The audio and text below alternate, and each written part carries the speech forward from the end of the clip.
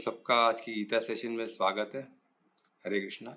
तो हम अभी हमारा गीता सेशन स्टार्ट करते हैं, जो हमने चैप्टर 13 किया था और चैप्टर 13 में हमने श्लोक 19 तक हमने कंप्लीट किया है। तो हम 19 को रिवाइज करते हुए 20 पे बढ़ेंगे।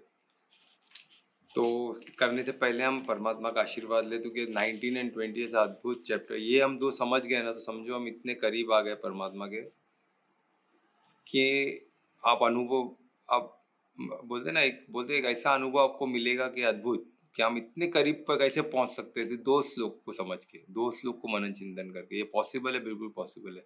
तो हम परमात्मा को आशीर्वाद करके फिर ये दो को समझेंगे, ऐसे समझेंगे और उसको फिर हमको जीवन में उतारना भी है ना, क्योंकि अनुभव से बढ़कर कोई चीज है नहीं, तो हमको उसको अनुभव तक लेके आना। तो उसके लिए परमात्मा को प्रार्थना करते हम आगे बढ़ेंगे। तो दोनों हाथों को हृदय मुद्रा में लेके आइए। नमस्कार मुद्रा में हृदय के पास लंबी गहरी श्वास लें। हर श्वास को परमात्मा से जोड़ें।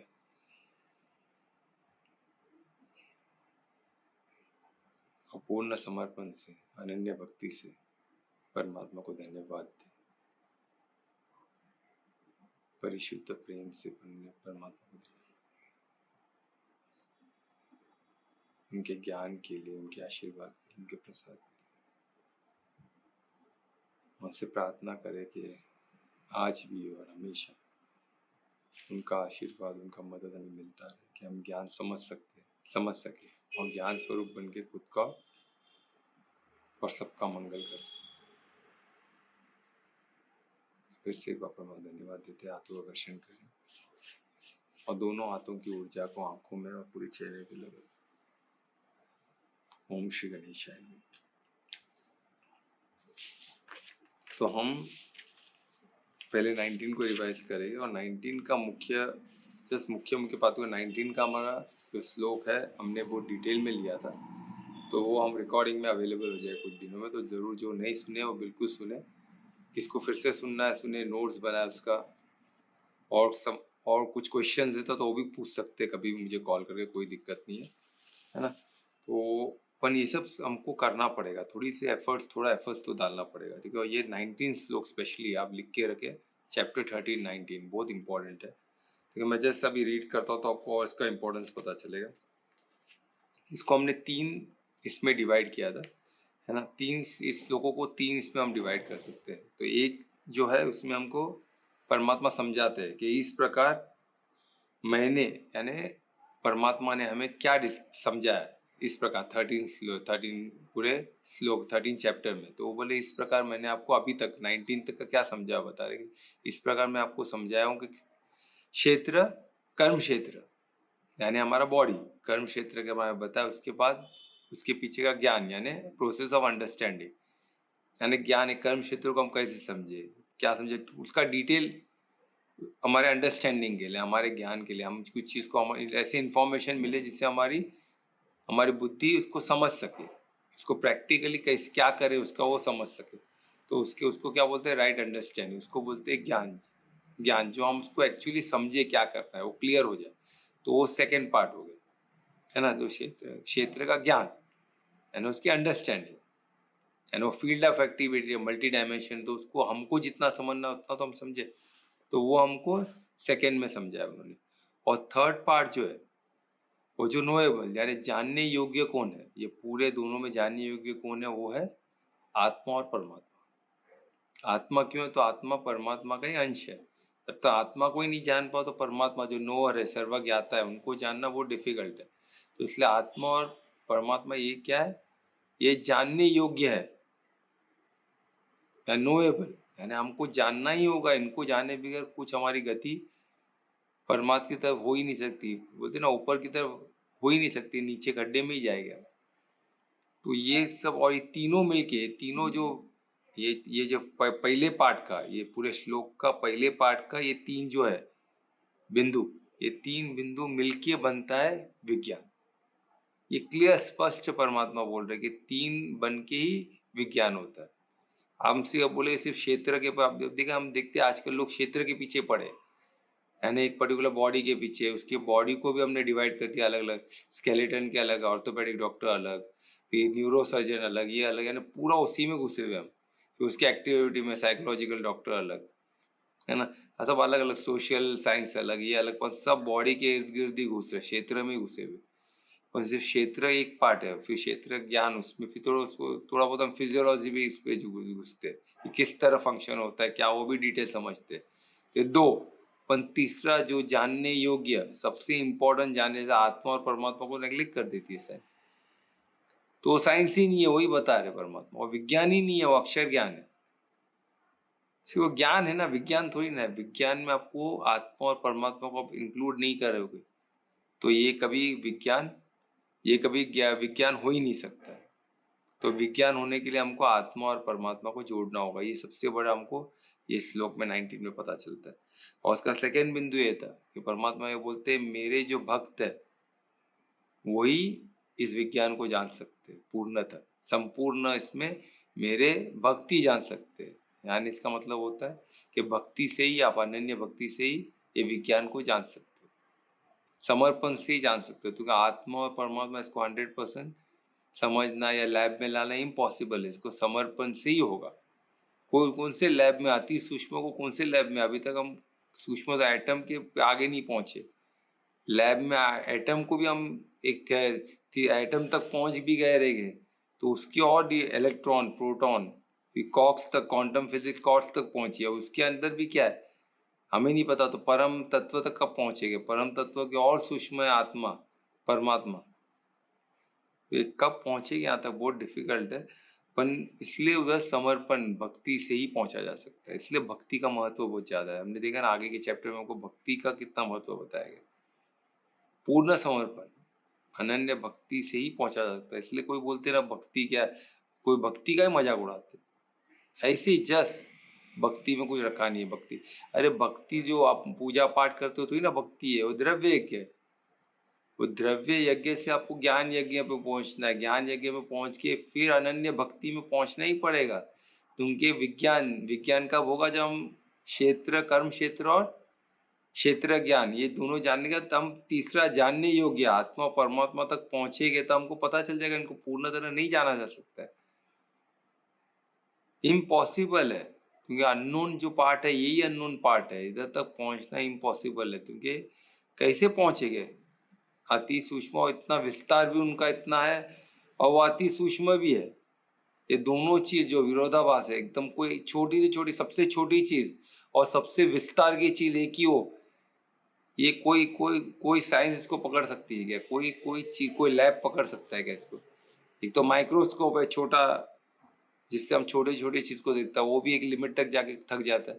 फिर बड़ा चीज है जो बड़े चीज को देखने की, वो अलग है, टोटल अलग चीज है वो टेलीस्कोप, उससे हम बड़ा बड़ा बड़ा बड़ा कहाँ कहाँ दूर दूर दूर का देख के फिर भी एक लिमिट तक से ज्यादा नहीं पहुंच पाया।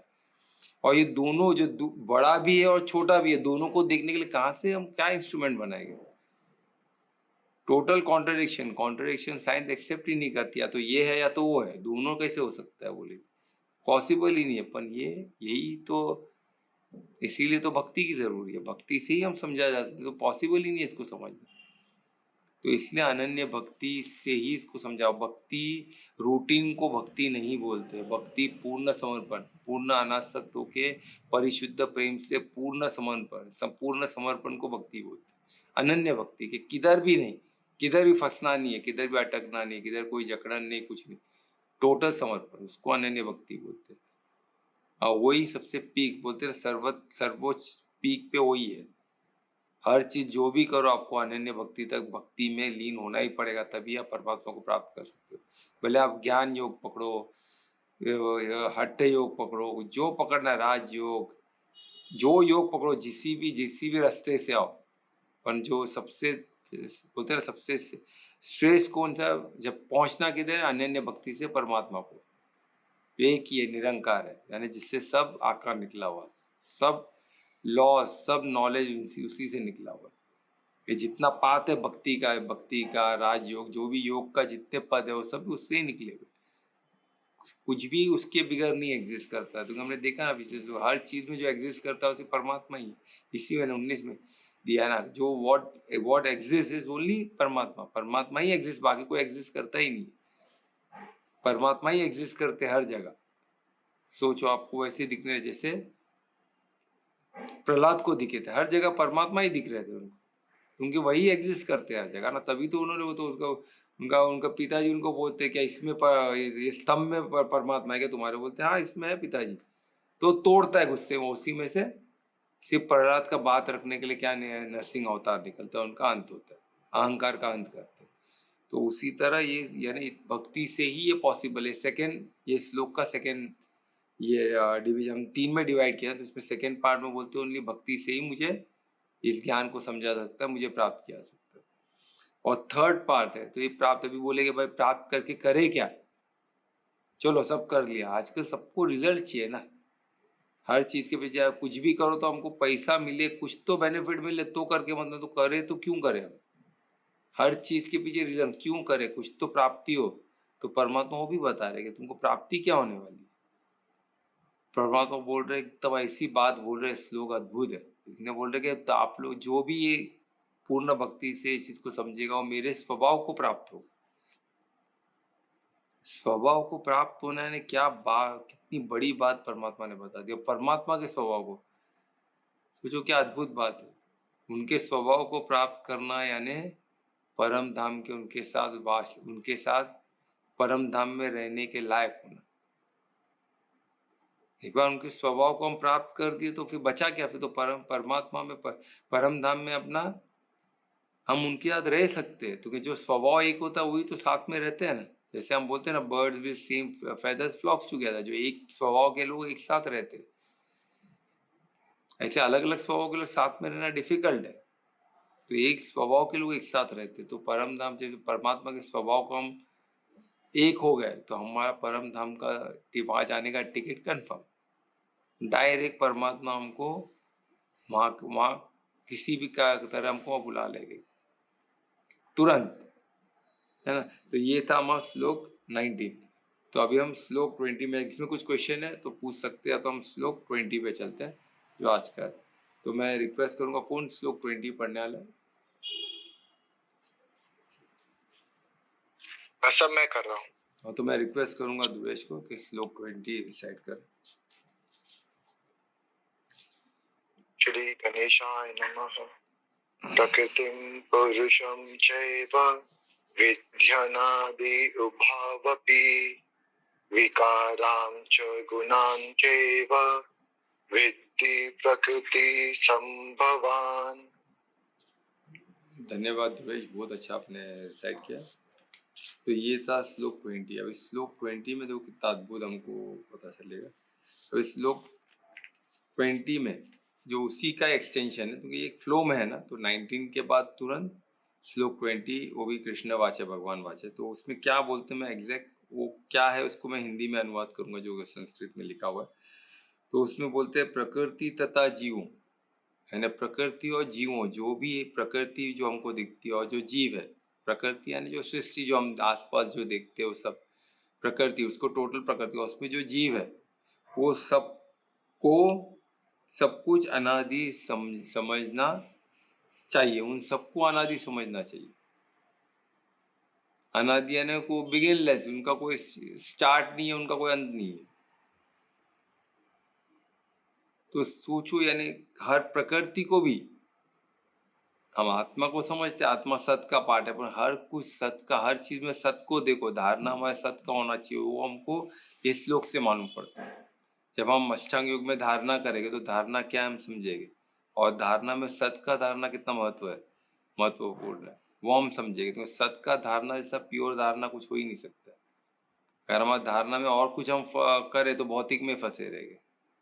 तो हमको सत को धारण करना चाहिए। सत क्या है, उसके पीछे जो अनंत है, और अंत बोलते प्रकृति और जीव, ये सब भी अनादि है। तुमको उनका वो किससे निकले, वो ऊर्जा वो परमात्मा से निकले ना, वही निरंकार से ही निकले हुए सब। तो परम तत्व से निकले, एक सचितानंद से और एक सत्यम शिवम सुंदरम जो परम तत्व है वहां से निकले। तो हर चीज, तो वो सब चीज क्या है, सत है, यानी उसका कोई अंत नहीं है, उसका कोई बिगनिंग नहीं है।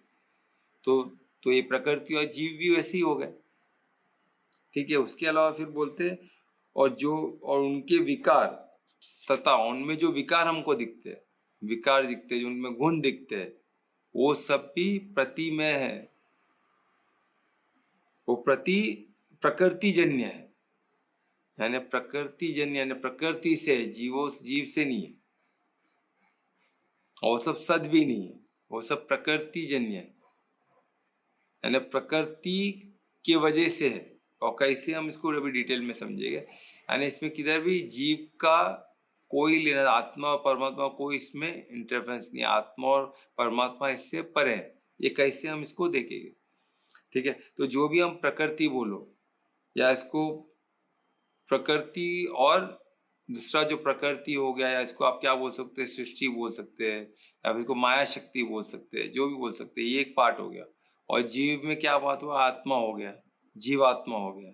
अब इसको जैसे बोलो, या पुरुष हो गया, जो उसमें जो कॉन्शियसनेस है, जो पुरुष किसको बोला जाता है, जो भोगता, भोगने का जो तत्व है, भोगने की जो पुरुष कौन भोगता है, पुरुष भोगता है ना। तो वो एंजॉय कौन करता है, प्रकृति को पुरुष करता है। तो इसलिए पुरुष वो कॉन्शियसनेस की बात हो रही है, तो पुरुष ये सब जीवात्मा के पार्ट आ गए, ठीक है। और ये सब अनादि है, ये हमको समझना। फिर जो विकार और जो भी है, विकार और जो गुण है, वो सब प्रकृति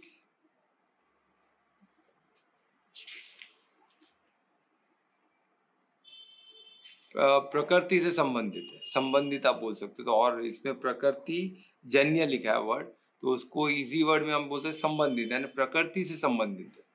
यानी अगर हमको हमारे इस पे काम करना है, कोई भी हमारे विकारों पे काम करना है, तो हमको प्रकृति पे करना होगा, जीव आत्मा पे नहीं करना है। यानी वो किस पे, वो कर्म क्षेत्र का पार्ट है, कर्म क्षेत्र पे कार्य करना है हमको, है ना। जीव आत्मा तो हमारा प्योर ही है, आत्मा तो प्योर ही है, तो ये हमको समझ के चलना है। तो ये क्या है, संबंध सब प्रकृति के, गुणों भी और विकार भी जितने हैं सब वो प्रकृति। किस तरह हम आगे बढ़ के देखेंगे, ठीक है। तो प्रकृति, अभी प्रकृति क्या है, फिर अगर प्रकृति और जो सब परमात्मा से निकले, तो फर्क किधर है दोनों में। तो फर्क ये, आप ये समझ सकते हो, प्रकृति समझो, अगर हम परमात्मा को एनर्जी, परमात्मा की दिव्य एनर्जी एक बोले, या फिर जो स्पिरिचुअल एनर्जी बोले, या तो जो निरंकार की एनर्जी है उसमें से निकलती है, तो एनर्जी ऊर्जा जो निकलती है, उसी में जो जड़ ऊर्जा है, जो स्थूल है, जो जड़ है, वो प्रकृति। स्थूल जो हम फील कर सकते हैं, जो हम देखते हैं, जो हम परसीव कर सकते हैं, जो जड़ है, यानी जो स्थूल है, यानी जो सूक्ष्म नहीं, अति सूक्ष्म नहीं, वो जड़ है, यानी 5 तत्व से महाभूत से बनी हुई चीज है। तो ये सब क्या हो गया, प्रकृति हो गई, ठीक है। इसके अलावा जो जीव है, वो जीव क्या है, चेतन ऊर्जा है, चेतन ऊर्जा। अभी इसको हम समझेंगे, किस तरह समझेंगे। चेतन ऊर्जा ने क्या हो गया, सचितानंद का पार्ट हो गया। और जड़ ऊर्जा किसका पार्ट हो गया, सत्यम शिवम सुंदरम का पार्ट हो गया। यानी एक तरह से इसको और डिटेल में समझे तो क्या होगा, इसको हम समझे तो क्या होगा, सत्यम शिवम सुंदरम क्या हो गया, क्रिएशन हो गया। और सच्चिदानंद क्या हो गया, क्रिएटर हो गया। यानी सत्यम शिवम सुंदरम क्या हो गया, रचना हो गया। और सच्चिदानंद क्या हो गया, रचयिता हो गया। परमात्मा रचयिता है, आत्मा रचयिता का पार्ट है, रचना का नहीं। और हमारी बॉडी प्रकृति का पार्ट है, यानी रचना का पार्ट है। तो अभी जो भी विकार है वो किसके संबंधित है, गुण किसके संबंधित, प्रकृति, यानी शरीर के संबंधित है। शरीर प्रकृति का पार्ट है। और सबसे बड़ा कंफ्यूजन उधर, शरीर को हम क्या समझते हैं, जीव का पार्ट है। जो साइंस पहले बोलती ना, वो ये क्या हो गया, लिविंग हो गया और नॉन लिविंग हो गया। अरे पर नॉन, बॉडी तो प्रकृति का ही पार्ट है ना। क्योंकि वो क्यों, कैसे बात होगी, विकार, जो भी विकार है और जो भी मोड्स है, 3 मोड, जैसे सतो गुण रजो तमो, ये सब प्रकृति का है। तो ये किसमें, हमें बॉडी में भी पाया जाए। आत्मा तो हमारा शुद्ध सत्व है, वो चेंज नहीं होता है, वो परिवर्तनशील नहीं है। परिवर्तनशील क्या है, हमारा बॉडी है, प्रकृति परिवर्तनशील है, वो चेंज होते रहता है, कंटिन्यूस चेंज होता है, कंटिन्यूस साइकिल में रहता है, कंटिन्यूस गुणों के इसमें उसको वो चलते रहता है, गुणों में, अलग अलग गुणों में, अलग अलग विकारों में आता है। पर आत्मा प्योर है, आत्मा कोई विकार, वो सत है, वो अनंत है। तो वो हमको समझना है, वो सत है, वो शाश्वत है। तो वो क्या होता है, वो किसी बोलते हैं ना, वो चेंज नहीं होता है, वो अनचेंज है, वैसे के वैसे ही, उसमें आवरण चढ़ सकता है। पर आत्मा प्योर ही होता है, आत्मा पे आवरण चढ़ सकता है, कवरिंग चढ़ सकता है। जिस तरह जिस तरह हम बोलते हैं ना कि जो शक्ति है, परम तत्व की जो शक्ति है, जो जिसमें परमात्मा की शक्ति है, वो मटेरियल 5 महाभूतों से वो कवर हो गई, तो हमको उसकी रोशनी नहीं दिखती है। वरना हर तरफ रोशनी, परम तत्व अपने आप में वो परम तत्व क्या है? वही ज्योति स्वरूप से, जो परमात्मा का जो अखंड ज्योत स्वरूप, ज्योत स्वरूप है, अखंड है ना, बिंदु स्वरूप है, उसमें जो है बिंदु से, वही बिंदु स्वरूप जिसको जिसमें अखंड ज्योत है, उसका प्रकाश से ही पूरा सच्चिदानंद है बना, उनका कॉन्शियस पूरा है। तो हर जगह प्रकाश है, तो अंधकार क्यों दिख रहा है? क्योंकि वो कवर है 5 महाभूतों से। मटेरियल एनर्जी ने उसको, मटेरियल तत्वों ने उसको कवर कर दिया है, तो उसका रोशनी उसका वो अंदर छुप गया। ठीक है, तो ये हमको समझना। तो उसी तरह हमारा आत्मा भी क्या होता है? आवरण, हमारा कर्मों के आवरण जो हमारा है ना, वो उस पे चढ़ा होता है। अगर हम कर्म को शुद्ध कर देंगे तो क्या हो जाएगा? वो ऊपर जो आत्मा के ऊपर जो आवरण चढ़ा वो निकल जाएगा, तो आत्मा फ्री हो जाएगी। एक बार आत्मा फ्री हो गई तो आत्मिक दृष्टि से हमको सब दिखेगा। आत्मिक स्थिति में हमको दिखेगा एग्जैक्टली हम क्या कर रहे हैं, क्या नहीं कर रहे, पूरा हम मददगार बन सकते हैं, प्रकृति को चेंज कर देगा। तो प्रकृति खुद से चेंज नहीं है, उसको एक आत्मा चाहिए, परमात्मा चाहिए उसको चेंज करने के लिए, उसको सत्व में लाने के लिए। वो खुद ब खुद नहीं होता है, हमें एफर्ट से उसको सत्व में लाना होगा। ठीक है, तो ये था हमारा। और तो ये हम बता रहे, यानी सब कुछ इटर्नल है, प्रकृति आत्मा सब कुछ इटर्नल है। अभी बॉडी के जो 6 स्टेजेस है, जो 6 स्टेजेस में बॉडी चलती है, जहाँ विकार भी आते हैं, सब आते हैं, तो 6 स्टेजेस में कौन सा है? सबसे पहला बॉडी का ही स्टेजेस है, आत्मा चेंज नहीं होती है, तो ये बॉडी से रिलेटेड है। क्या हम देखेंगे? एक तो है अस्थि। अस्थि यानी उनका जस्ट फॉर्म होना, जो गर्भ में जो बच्चा फॉर्म होता है, जस्ट अभी उसका नींव रखा गया, यानी मदर सेल बना। मदर सेल जो फर्स्ट बना, जो नींव रखा गया, जो फाउंडेशन रखा गया मैनिफेस्टेशन के लिए, तो वो जो फर्स्ट, वो क्या हो गया? अस्थि हो गया, यानी उधर उसकी शुरुआत हो गई, वो अस्तित्व में आया, तो अस्थि, तो वो आ गया, तो उसका वो मतलब है। फिर उसका धीरे धीरे उसमें आत्मा आती है, क्या? फिर उसका धीरे धीरे क्या होता है? उसका जयंती, यानी वो बर्थ लेती है, वो धीरे धीरे बढ़ के फिर फाइनली वो प्रकृति यानी बाहर, माता के गर्भ से बाहर निकलता है, तो उसको क्या कहते? जयंती, यानी बाहर निकलना, वो भी एक प्रोसेस है, और उसमें भी बॉडी टोटल चेंज होता है, इसमें काफी परिवर्तन आता है।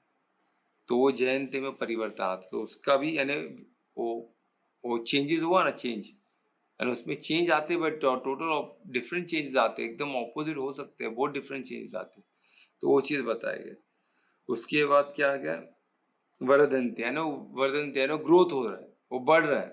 अभी छोटा बच्चा कितना छोटा रहता है, और वो गर्भ के अंदर तो एक सेल जितना है, सेल से इतने, फिर इतने, फिर इतने, फिर जस्ट बॉर्न बेबी कितना छोटा रहता है, फिर और फिर किड्स होते हैं, फिर किड्स से यूथफुल, यूथफुल से जो मैक्सिमम साइज में आते हैं, साइज और स्ट्रक्चर में। तो ये सब हमने देखा ही है ना, हमारे आसपास सब दिखता ही है हमें, फिर भी हम वाव में नहीं जाते, विस्मय में नहीं जाते, हमको लगता है तो हो रहा है, सब दिख रहा है, तो हमको उसका कीमत नहीं है। अपन जिसको सब नहीं दिखा हो, उसको सडनली दिख जाए तो वो तो बोलेगा, वंडर करेगा, वो तो अद्भुत चीज है, क्योंकि वाकई में विस्मय है, क्योंकि ये हमको उसको समझ नहीं सकते, हमको परम बोलते हैं ना, भक्ति से इससे जुड़ना पड़ेगा, इसको समझना पड़ेगा।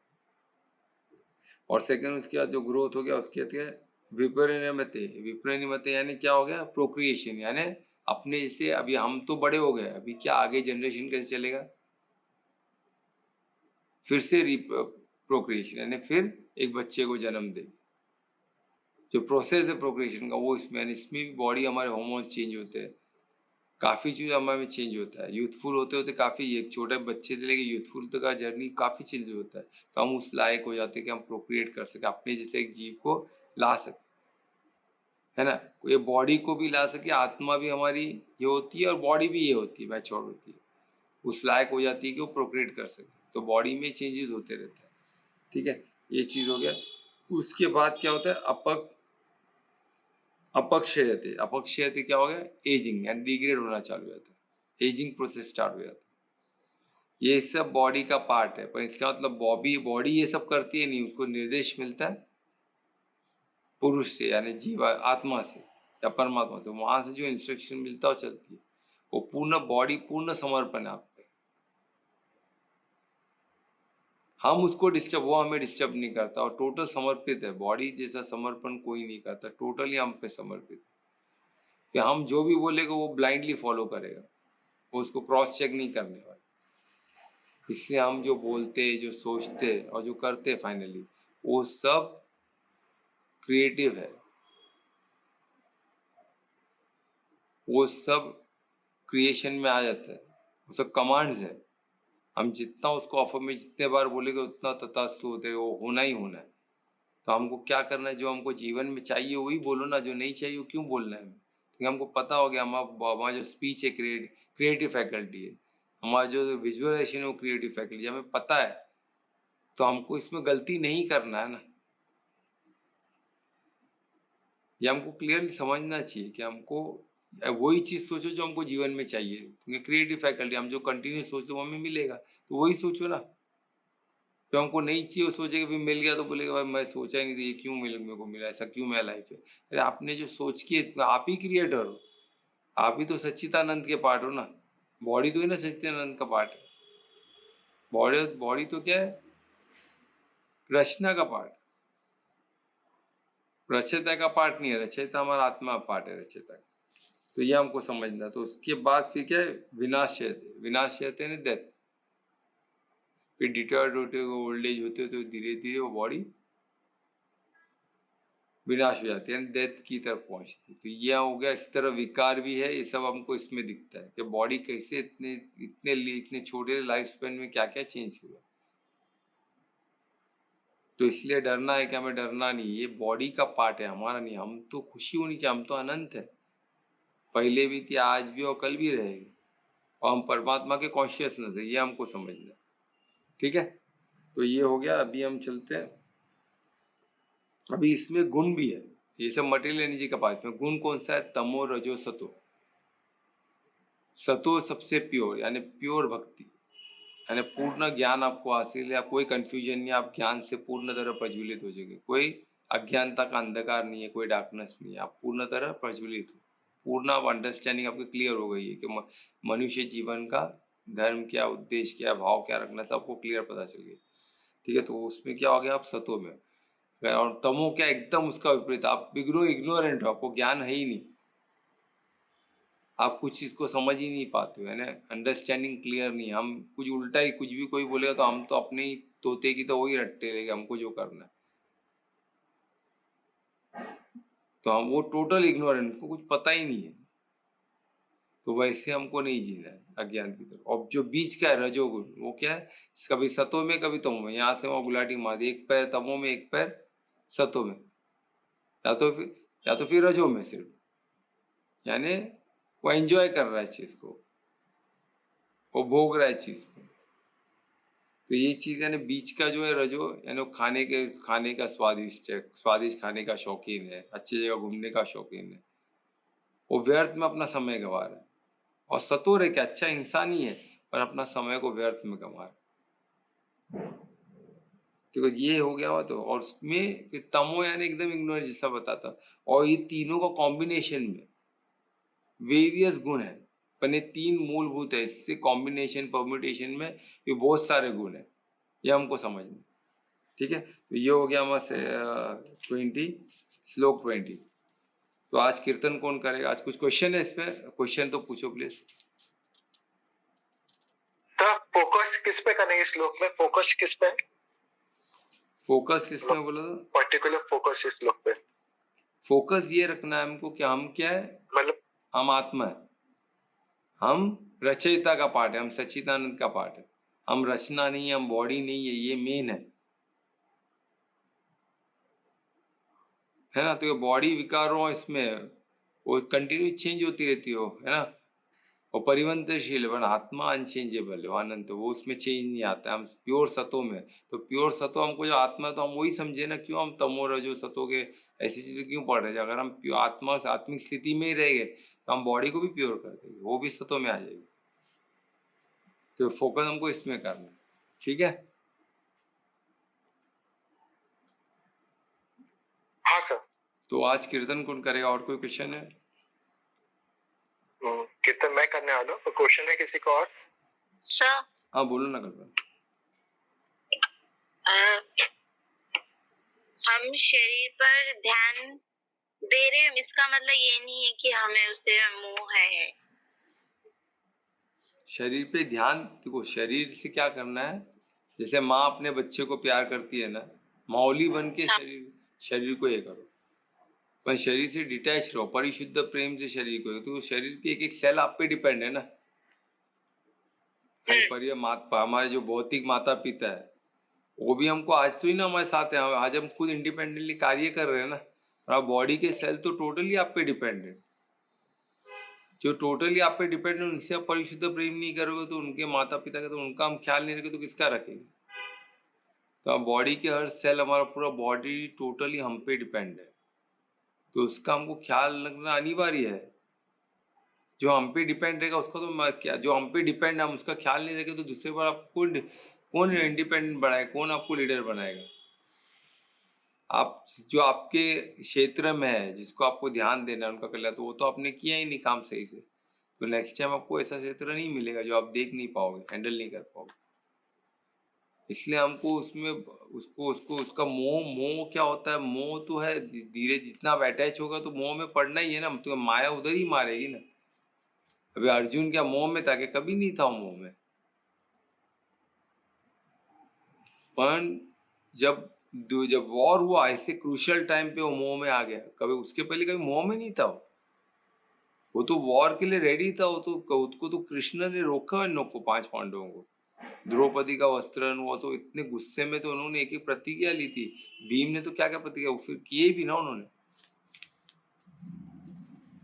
तो ये सब उन लोग वॉर के लिए, द्रौपदी पूरा केस अपने ओपन ही रखे थे ना, पांचाली ओपन ही रखे थे, जब तक मैं इनके खून से ये नहीं करूंगा मैं केस नहीं बांधूंगी।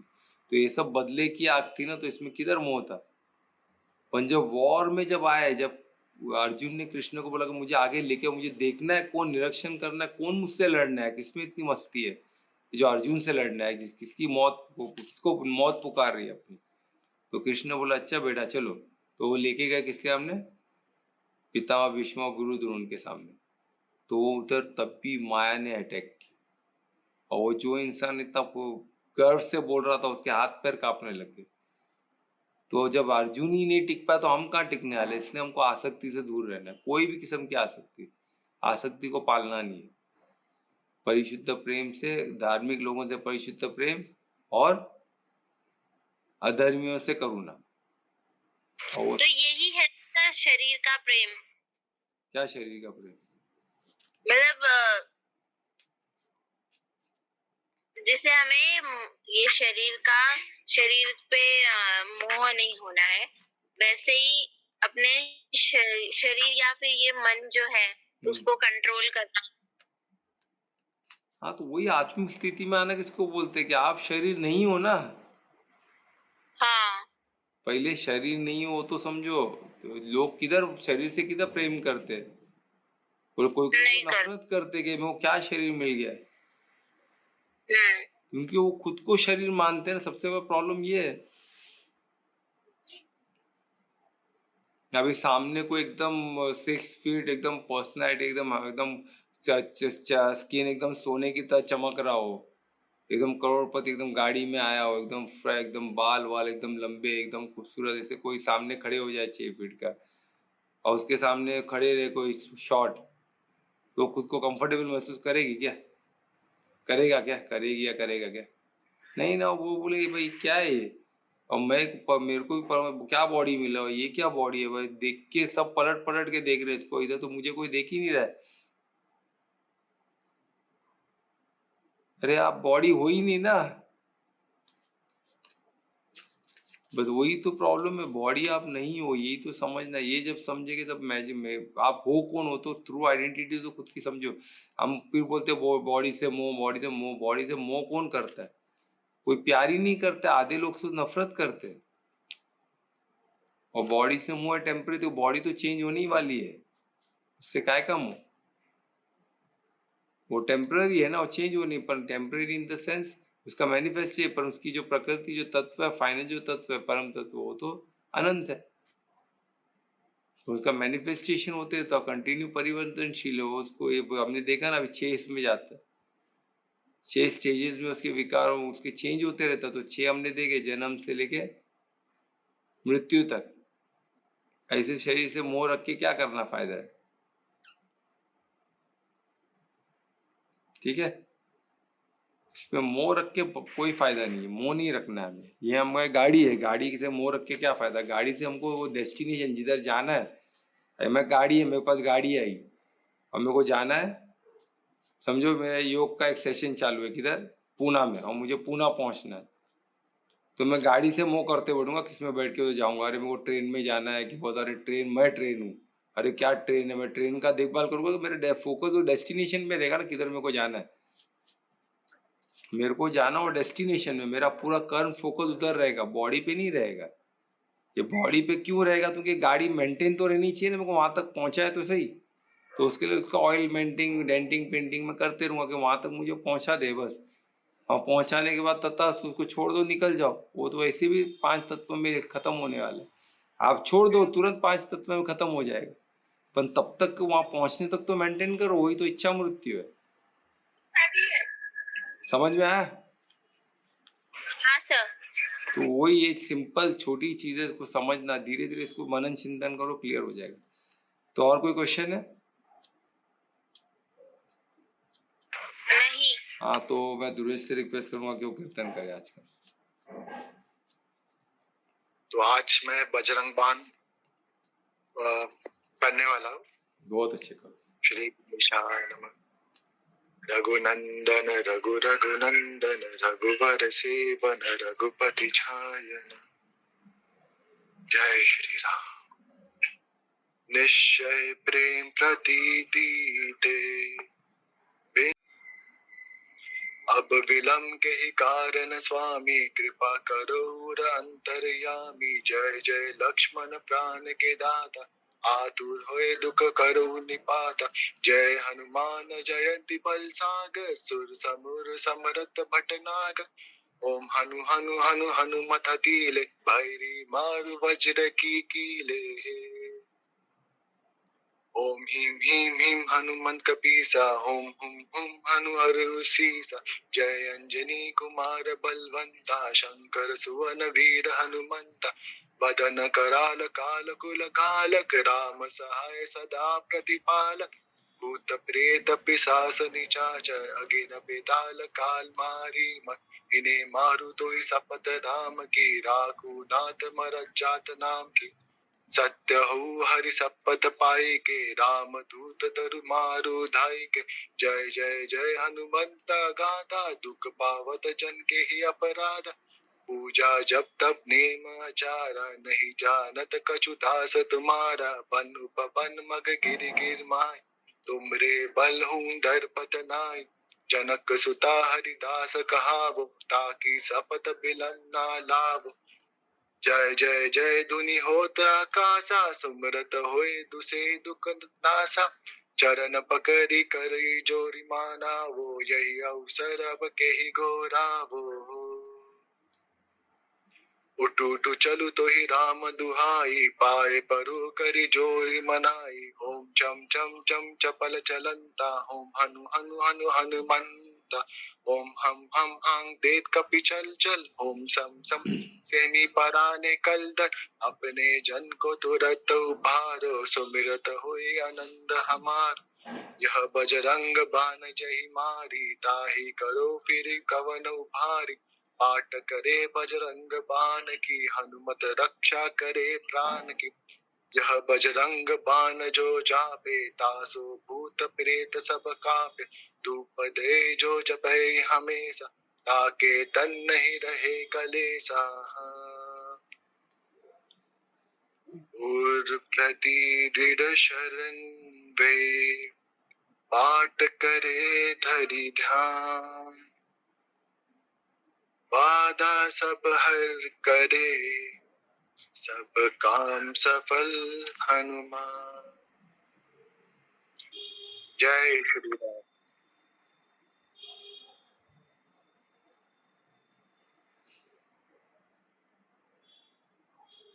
बहुत अच्छे ध्रुव, बहुत अच्छा आपने गाया, और धन्यवाद। इतना देखो, इतना इतना लंबा, इतना डिफिकल्ट चीज इतना सरलता से दुर्वेश ने किया, तो ये सब अभ्यास से सब कुछ मुमकिन है। मैं सबको रिक्वेस्ट करूंगा अभ्यास करें, डरे नहीं संस्कृत से या ऐसे कोई ऐसे लंबे गीत या ऐसे कोई कीर्तन से डरे नहीं, प्रैक्टिस करें, सब पॉसिबल है, कुछ भी इम्पॉसिबल नहीं। ठीक है, तो महाकीर्तन भी करोगे ध्रुवेश? हाँ सर। मैं रिक्वेस्ट करूंगा ध्रुवेश को महाकीर्तन कर। हरे कृष्णा कृष्णा कृष्णा हरे हरे, हरे राम राम राम हरे हरे, हरे कृष्णा कृष्णा कृष्णा हरे हरे, हरे राम राम राम हरे हरे, हरे कृष्णा कृष्णा कृष्णा हरे हरे, हरे राम राम राम हरे हरे।